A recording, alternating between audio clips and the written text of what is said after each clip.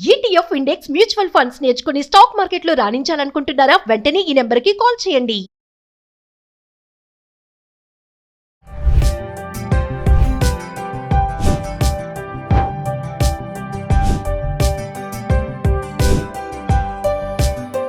High viewers, India's largest digital media network Suman టీవీకి స్వాగతం.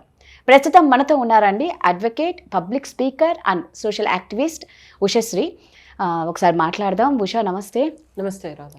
ఉషా, మామూలుగా అంటారు పెళ్ళిళ్ళు రాసి పెట్టింటారు స్వర్గంలో జరిగినట్లు. అంటే మనం ఎందుకు మాట్లాడుకుంటున్నాం అంటే, ఎప్పుడైనా ఒక జంటను చూస్తే మేడ్ ఫర్ ఈచ్ అదర్ అనుకుంటాం.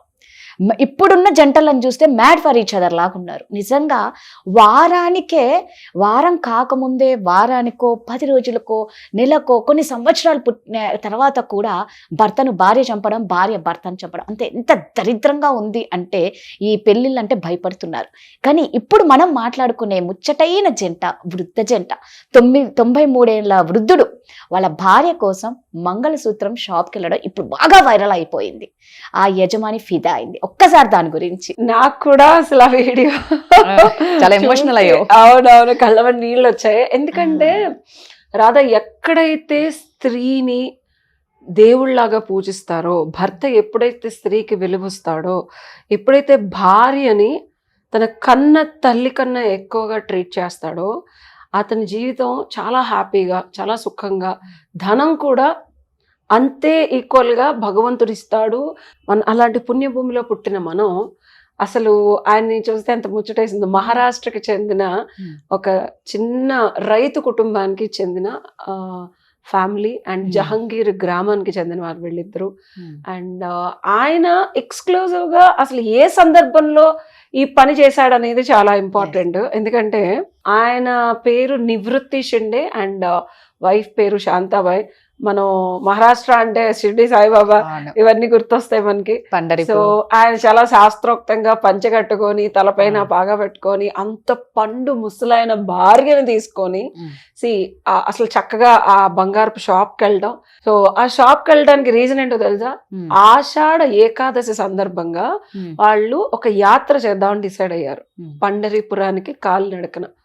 సో ఆ యాత్ర చేయాలి అంటే భర్తగా ఆయన బాధ్యత. సో సుమంగళిగా తన భార్యను తీసుకెళ్ళాలి, చక్కగా ఆవిడకి మంగళసూత్రాలు కొనివ్వాలి కొత్తవి అని చెప్పి ఛత్రపతి సంభాజీ నగర్ లో ఒక చిన్న బంగారపు దుకాణానికి వెళ్ళారు.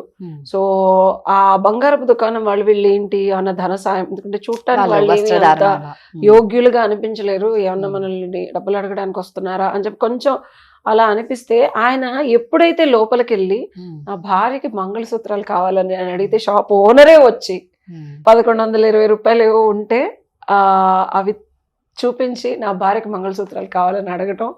అండ్ ఆ ఓనరే ఆయన ప్రేమకి ముగ్ధ మనోహరుడైపోయి అసలు ఇంత పెద్ద ఆయన భార్యని తీసుకొచ్చి మంగళసూత్రాలు అడుగుతున్నారంటే, సో 20 రూపాయలకే తీసుకోండి అని చెప్పి ఆయన మంగళసూత్రాలు ఆ పెద్దవాళ్ళకి, నాకు తెలిసి అలాంటి వాళ్ళకి మనం కాళ్ళకి దండం పెట్టాలి. ఎందుకంటే ఆ అన్యోన్యత, ఆ దాంపత్యం. సో ఆయన ఏజ్ 93 ఏళ్ళు అంటే నాకు తెలిసి మినిమం ఒక 60 ఏళ్ళలో 70 ఏళ్ళలో వీళ్ళు కలిసి ఉన్నారు ఖచ్చితంగా. అండ్ కలిసి ఉండటం ఒక ఎత్తు అయితే, అంత ముచ్చటగా భార్యను ఆ ఏజ్ లో షాపింగ్ కి తీసుకెళ్లి ఆవిడకి నచ్చింది కొనివ్వాలి అనే ఒక చిన్న ప్రేమ ఈ ఏజ్ కూడా ఉందంటే, అలాంటి అన్యోన్య దాంపత్యులు అంటే ఆ దాంపత్యం అన్ని సంవత్సరాలు చక్కగా వాళ్ళు కాపాడుకున్నందుకు ఆ ప్రేమకి అసలు అన్ని సంవత్సరాలు కలిసి ఉండే ఆ యోగ్యత వాళ్ళు తెచ్చుకున్నారు. అది ఎవరు ఇచ్చింది కాదు. అలాంటి వాళ్ళకి మనం అది చూసినా, వాళ్ళకి దండం పెట్టినా మనకు కూడా పుణ్యం, పురుషార్థం, మన జీవితాలు కూడా అలాగా. ఆ ప్రేమను గుర్తించి ఆ షాప్ ఓనర్ 20 రూపాయలకే మంగళసూత్రం ఇవ్వడం అనేది ఆ యజమాని యొక్క గొప్ప మనసు కూడా. అంటే మనలో ఉన్న మంచితనాన్ని కానీ మానవత్వాన్ని కానీ అవతల పర్సన్ కూడా గుర్తించాలి కదా.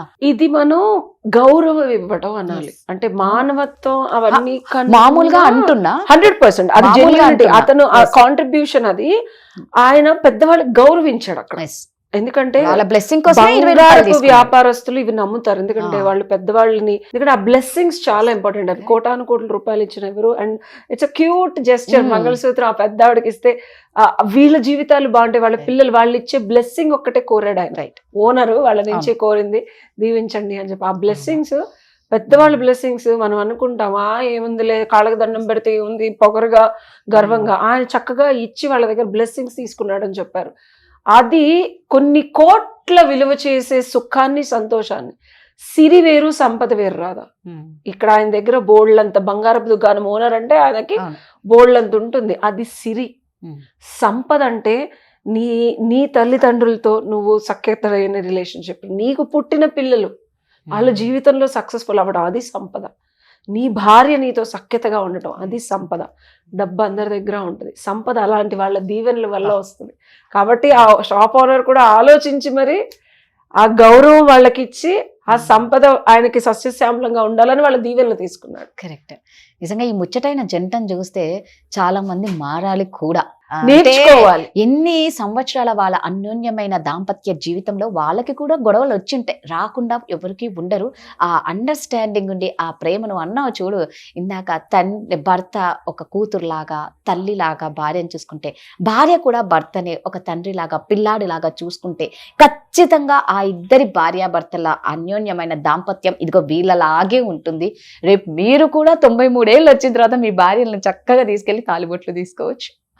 సో క్యూట్ వాళ్ళని చూస్తే. నిజంగా హ్యాపీగా ఉంది. ఫస్ట్ నిజంగా ఆ షాప్ యజమానికి కూడా మనం చక్కగా ఆయన తరపున కూడా, ఆ వృద్ధుడి తరపున కూడా మనమే థ్యాంక్స్ చెప్పొచ్చు. అంటే అంత గొప్ప మనసుకి. ఒక చిన్న నేను చెప్పొచ్చేది ఏంటంటే, ఇప్పుడు డివోర్సులు తీసుకునే వాళ్ళు కానీ, మనస్పర్ధలు వచ్చిన వాళ్ళు కానీ, ఒక్కసారి మీ పెద్దవాళ్ళలో ఎలాంటి వాళ్ళను చూసి చిన్న చిన్నవి, ఎక్కువ కాదు, చిన్న చిన్న విషయాలు నేర్చుకొని కుదిరితే సఖ్యతగా ఉండడానికి ట్రై చేయండి. చంపుకోవడం మాత్రం కరెక్ట్ కాదు. Thank you.